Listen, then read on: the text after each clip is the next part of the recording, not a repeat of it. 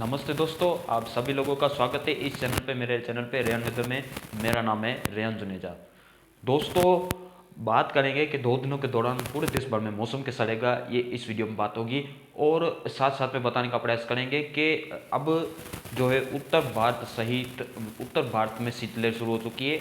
और जो है सबसे बड़ी बात, जो कि उत्तर भारत में एक डेवलपमेंट हुआ है, जो कि अब पाला भी पड़ रहा है उत्तर भारत के कई भागों में, जैसे कि पंजाब, हरियाणा, दिल्ली सहित पश्चिम उत्तर प्रदेश, उत्तरी राजस्थान में पाला भी पड़ रहा है।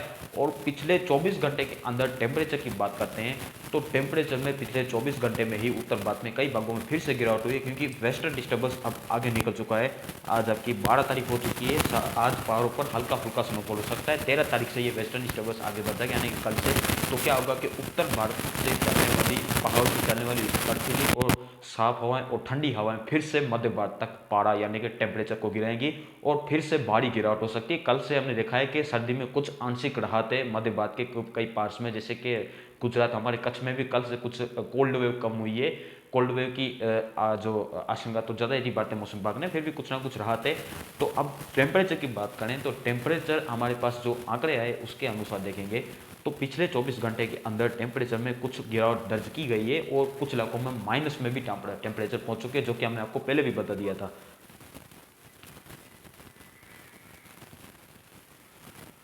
इसके अंदर अगर टेम्परेचर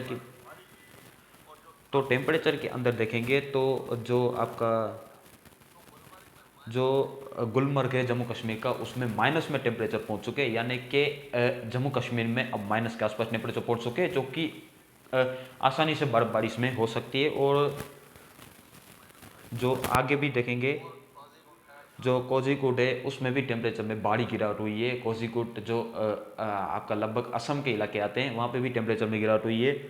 और उसके बाद हमारा श्रीनगर है, वहाँ पे भी जो 0.5 डिग्री के टेम्परेचर आसपास पहुँच चुके हैं, यानी कि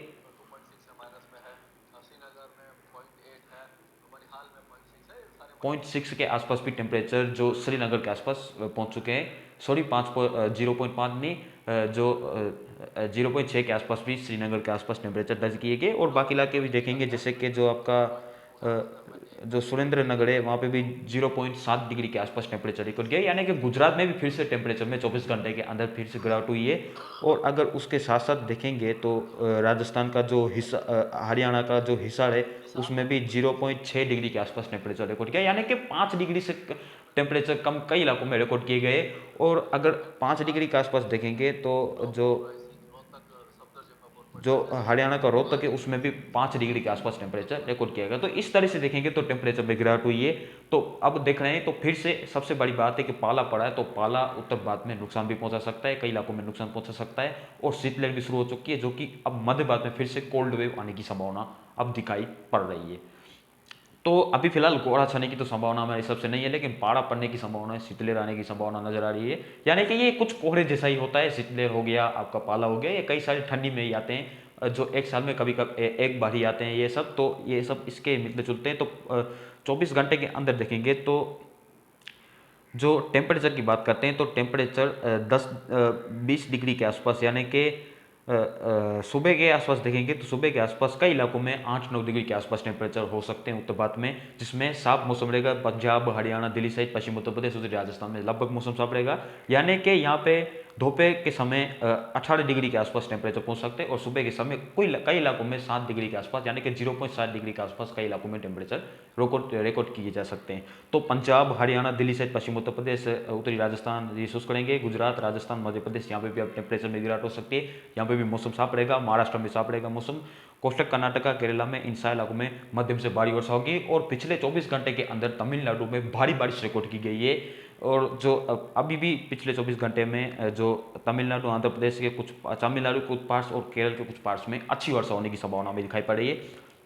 आंध्र प्रदेश के कोस्टल एरिया में भी हल्की से मध्य बारिश होगी। ओडिशा, छत्तीसगढ़, पूर्वी मध्य प्रदेश, बिहार, झारखंड, पश्चिम बंगाल ये शुष्क और साफ रह सकते हैं, यहाँ पे कोई भी मौसमी गतिविधि नहीं होगी। और यहाँ पे भी अब धीरे धीरे कुछ ना कुछ टेम्परेचर में गिरावट हो सकती है। बहुत ज्यादा गिरावट तो पूरी भारत में नहीं होगी, लेकिन फिर भी कुछ ना कुछ गिरावट यहाँ पे दिखाई दे रही है। सिक्किम, अरुणाचल प्रदेश, असम, मेघालय, नागालैंड, मणिपुर, मिजोरम, त्रिपुरा ये भी शुष्क रहेंगे। यहाँ पे टेम्परेचर सामान्य के आसपास बने रहने की संभावना हमें दिखाई पड़ रही है। बाकी 13 तारीख से पहाड़ों का मौसम साफ हो जाएगा। जम्मू कश्मीर, गिलगित बाल्टिस्तान, मुजफ्फरपुर, लद्दाख, हिमाचल, उत्तराखंड सभी इलाकों का मौसम साफ और शुष्क ही होने की संभावना नजर आ रही है। बाकी मध्य भारत सहित पूरी भारत शुष्क रहेगा। दक्षिण भारत में अच्छी वर्षा होने की संभावना नजर आ रही है 13 तारीख को भी। 14 दिसंबर को देखेंगे तो 14 तारीख को पंजाब, हरियाणा, दिल्ली सहित पश्चिम उत्तर प्रदेश और राजस्थान में मौसम साफ रहेगा और 7 डिग्री के आसपास टेम्परेचर सुबह के यहाँ पे रह सकते हैं। और दोपहर में देखेंगे तो दोपहर में फिर से 18-20 डिग्री के आसपास कई इलाकों में टेम्परेचर दिल्ली अनुसार और उसके आसपास के इलाकों में रिकॉर्ड किए जा सकते हैं। दोपहर के आसपास कुछ यहाँ पे मौसम कंफर्टेबल हो सकता है, जो कि धूप आने की संभावना नहीं है। लेकिन पंजाब, हरियाणा, दिल्ली और राजस्थान, गुजरात, मध्य प्रदेश, बिहार, झारखंड, पश्चिम बंगाल, पूर्वी उत्तर प्रदेश और जो उड़ीसा, छत्तीसगढ़, पूरी मध्य प्रदेश, महाराष्ट्र, ये लगभग शुष्क रहेंगे। और मुंबई से लेकर गोवा के बीच में भी कोई खास उम्मीदें नहीं है। कोस्टल कर्नाटका, आंतरिक कर्नाटका, केरला में भी हल्की से मध्यम बारिश कुछ जारी रहेगी। जो भारी वर्षा होती है उसमें कमी आ जाएगी, क्योंकि ये लो प्रेशर एरिया अरबिन से में एंटर हो जाएगा।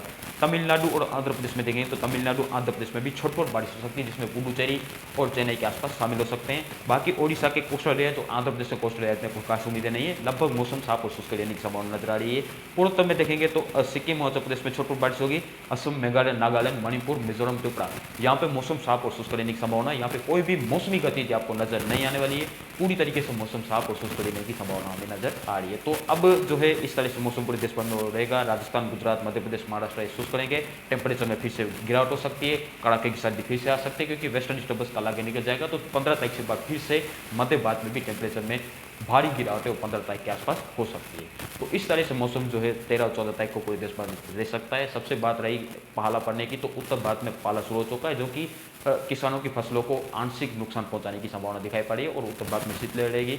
मध्य भारत में फिर से कोल्ड वेव आने की संभावना धीरे धीरे नजर आ रही है और फिर से टेम्परेचर में मध्य भारत में गिरावट हो सकती है। उत्तर भारत में गिरावट शुरू हो चुकी है, क्योंकि अब आज 12 तारीख तक पहाड़ों पर हल्का पूर्वा स्नोफॉल होगा। उसके बाद क्या होगा कि वेस्टर्न डिस्टर्बेंस आगे निकल जाएगा, तो जो उत्तर भारत से जो पहाड़ों से चलने वाली बर्फीली और ठंडी हवाएं मध्य सहित पूरी भारत तक टेम्परेचर को गिरा सकती है। तो बनेगा लगातार इस चैनल के साथ मौसम से जो खबरें आप तक मैं लगातार पहुंचाने का प्रयास करता रहूँगा। धन्यवाद।